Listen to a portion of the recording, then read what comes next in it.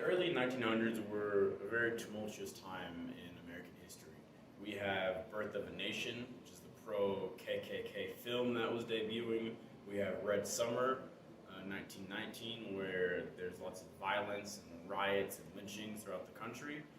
We also have the 1921 Tulsa Race Massacre in Tulsa, Oklahoma.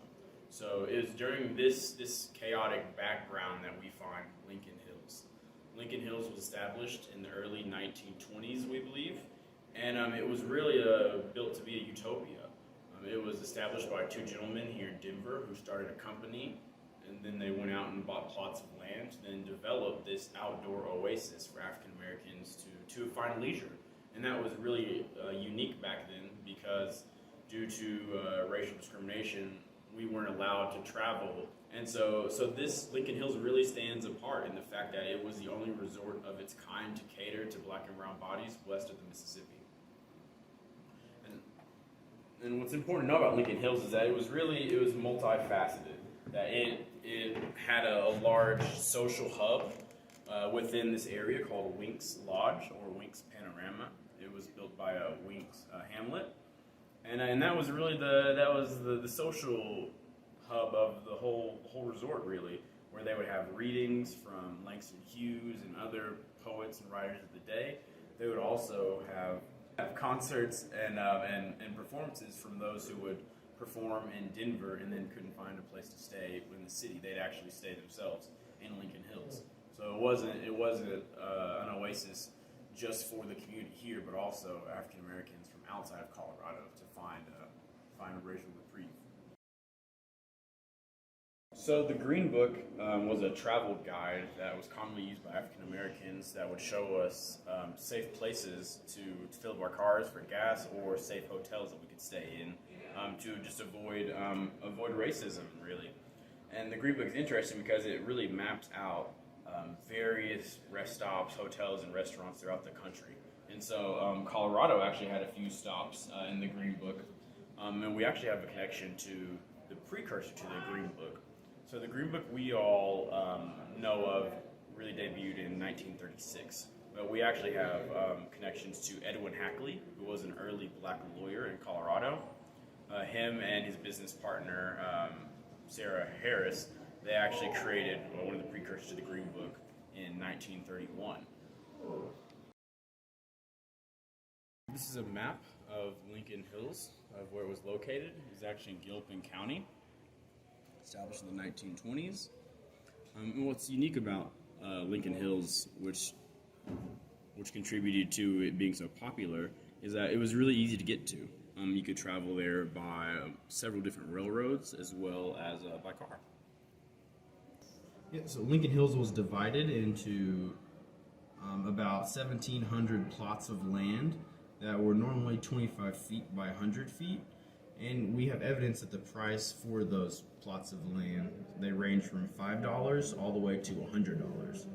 But then with this land, it was encouraged that African American residents purchase the land.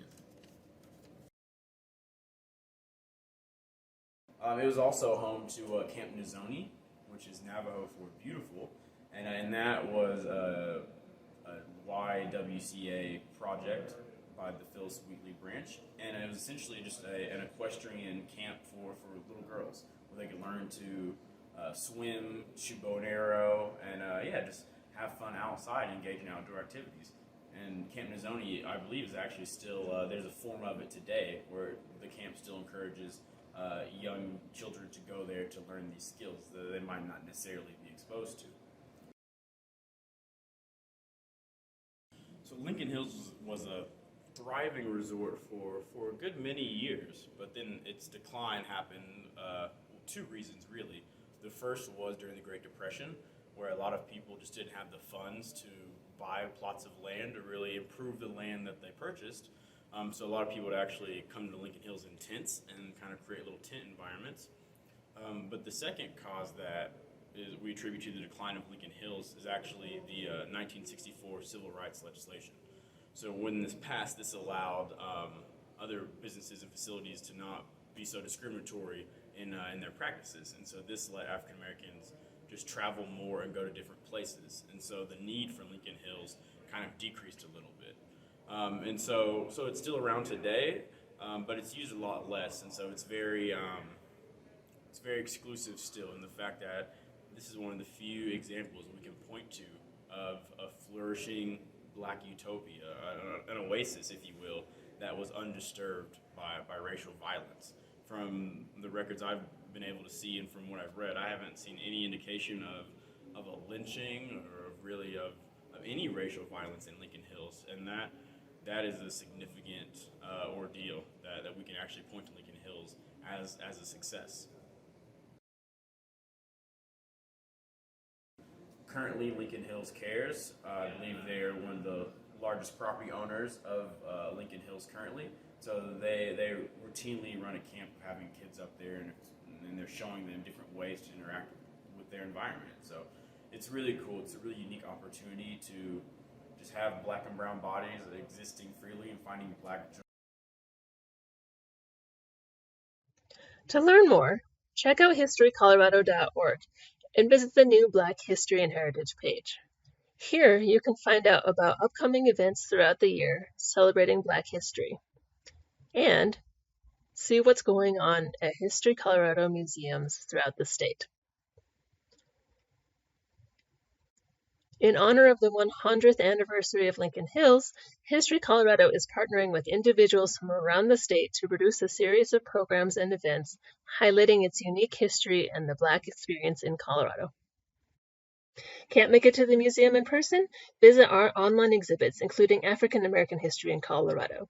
This interactive exhibit covers the early history of Black trappers and traders, Buffalo soldiers, and civil rights leaders in the 1800s, as well as a map of important locations in the Black community of Denver and beyond.